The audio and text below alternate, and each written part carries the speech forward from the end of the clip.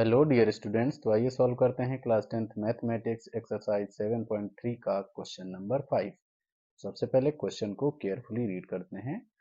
Question है, कक्षा 9 में आपने पढ़ा है, अध्याय 9 उदाहरण 3, कि किसी त्रिभुज की एक माध्यिका उसे बराबर क्षेत्रफलों वाले दो त्रिभुजों में विभाजित करती है।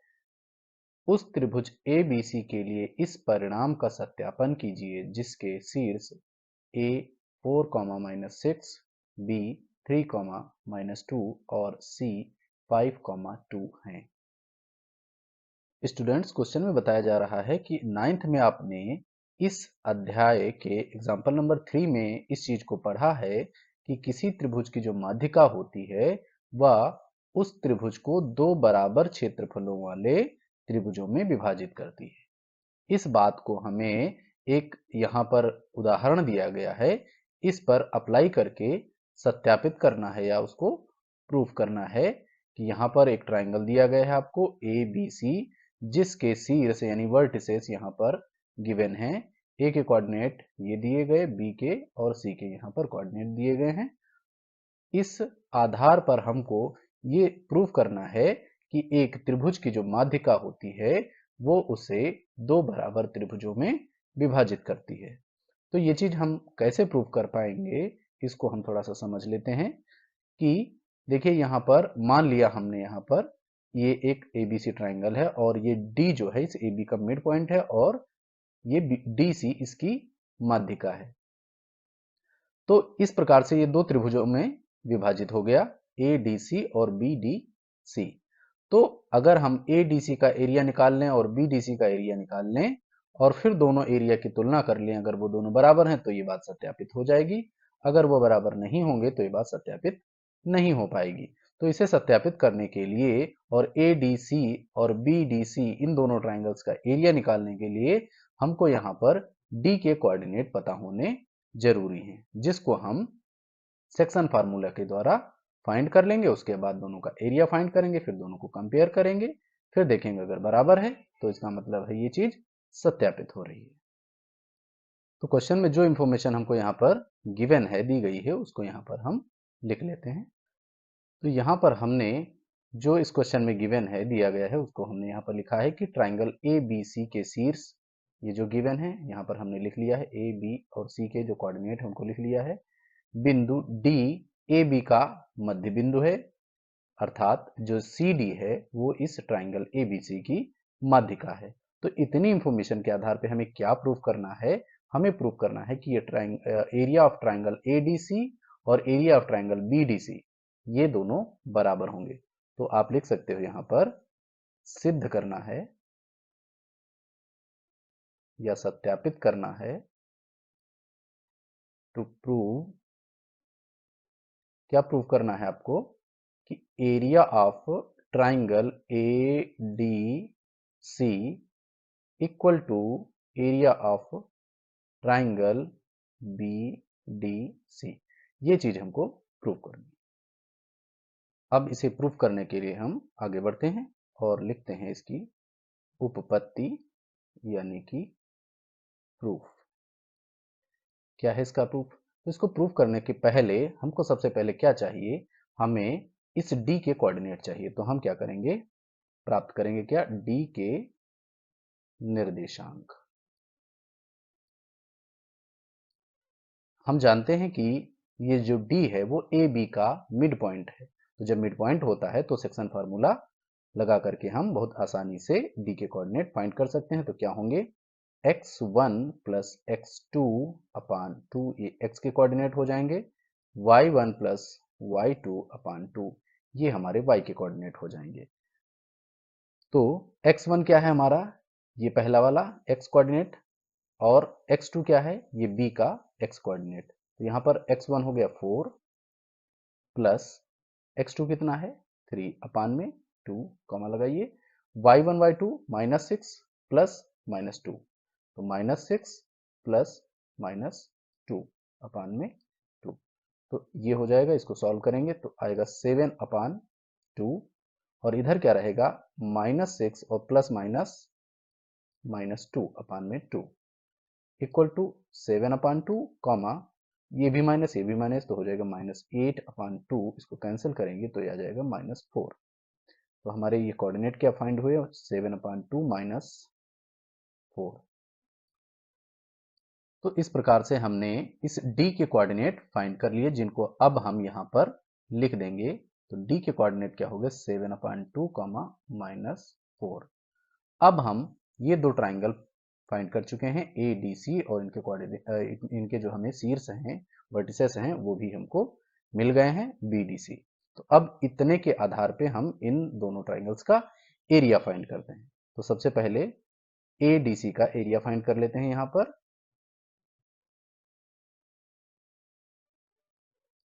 क्या लिखेंगे, area of triangle A D C. तो किसी ट्राइंगल का एरिया फाइंड करना जिसके हमें वर्टिसेस गिवन होते हैं, शीर्ष दिए गए हैं, कोऑर्डिनेट दिए गए हैं, तो उसका फार्मूला होता है, यहाँ पर सीधे लिखते हैं 1/2 x1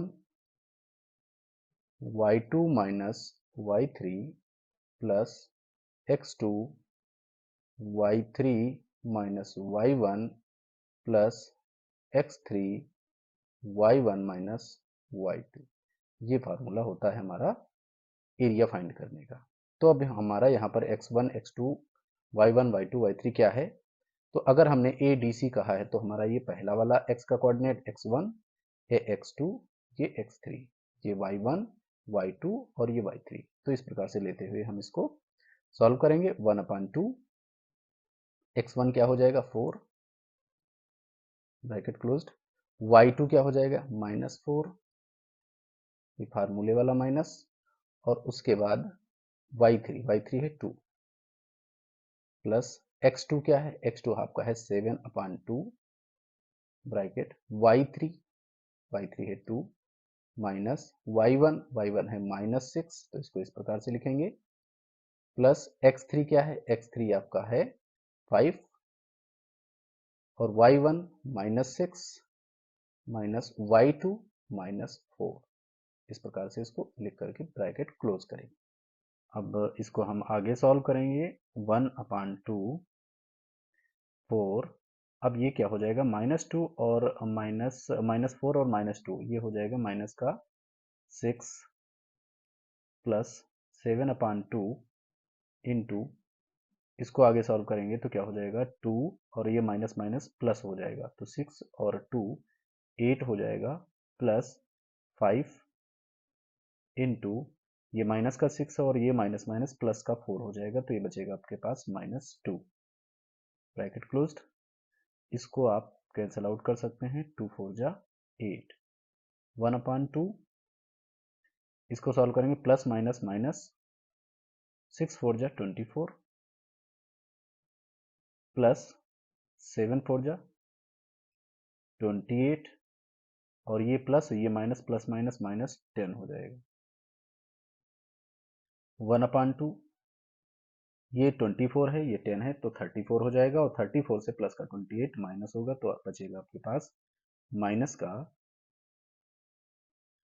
6। अब 1/2 इंटू -6, इसको कैंसिल करेंगे तो आपका आएगा 3। तो इस प्रकार से आया आपका -3।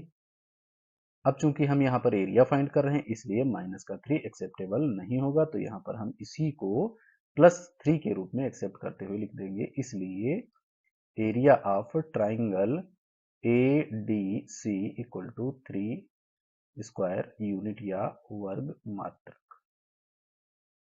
तो ये आपका ट्राइंगल ए डी सी का एरिया फाइंड हो गया।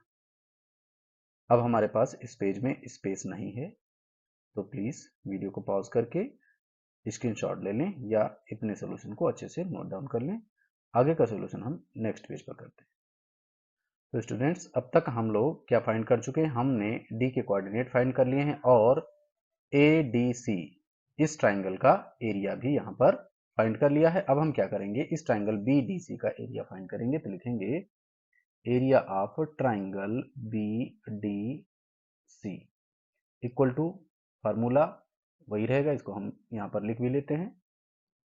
तो ये रहा आपका एरिया फाइंड करने का फार्मूला। अब इसमें हमको वैल्यूज को प्लेस करना है, तो अब हमारे लिए BDC के कॉन्टेस्ट में x1 3 है, x2 7/2 है और x3 5 है, और y1 आपका कितना है -2, y2 है -4 और y3 है 2। तो यहाँ पर इसी प्रकार से वैल्यूज को प्लेस करेंगे। 1/2 ब्रैकेट x1 3 है, y2 -4 माइनस y3 आपका है 2 प्लस x2 आपका हो गया 7/2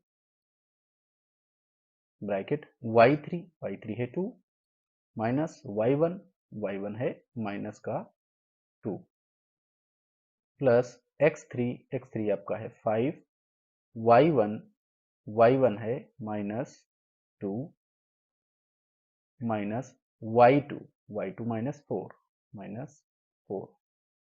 इस प्रकार से हमने वैल्यूज को प्लेस कर लिया। 1/2 अब आप इसको सिंप्लीफाई करेंगे। 3 इंटू -4 एंड -2 कितना हो जाएगा -6 प्लस 7/2 इंटू यहाँ पर 2 और ये माइनस माइनस प्लस का 2 हो जाएगा, तो ये भी प्लस का 2 ये भी प्लस का 2 हो जाएगा, तो कितना हो जाएगा 4 प्लस 5 इंटू -2 और यहाँ पर माइनस माइनस प्लस का 4, तो बचेगा आपके पास क्या प्लस का 2 बचेगा। आगे सॉल्व करते हैं। 1/2 3 6 जा 18 माइनस का रहेगा प्लस, अब इसको आप यहाँ पर कैंसिल आउट कर सकते हैं, तो 7 2 जा 14 प्लस प्लस प्लस 5 2 जा 10, ये हमको यहाँ पर फाइंड हो गया 1/2। अब इसको आप -18 है और ये कितना है प्लस का 14 और प्लस का 10, ये 24 हो जाएगा, तो आपके पास बचेगा क्या बचेगा 6, कैंसिल आउट करेंगे 3, तो आपका कितना आ गया, ये आ गया आपका 3 स्क्वायर यूनिट या वर्ग मात्रक। तो इस प्रकार से हमने एरिया ऑफ ट्राइंगल BDC भी फाइंड कर लिया।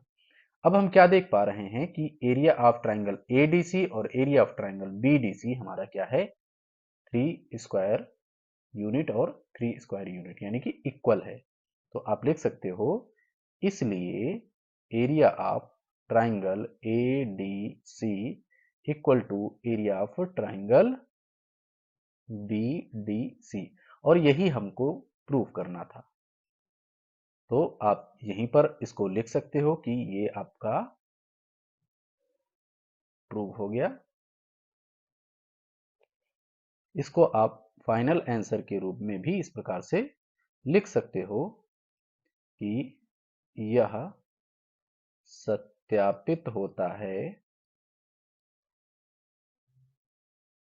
कि किसी त्रिभुज की माध्यिका किसी त्रिभुज की माध्यिका उसे बराबर क्षेत्रफल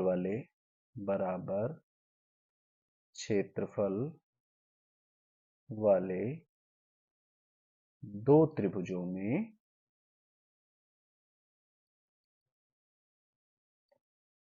विभाजित करती है।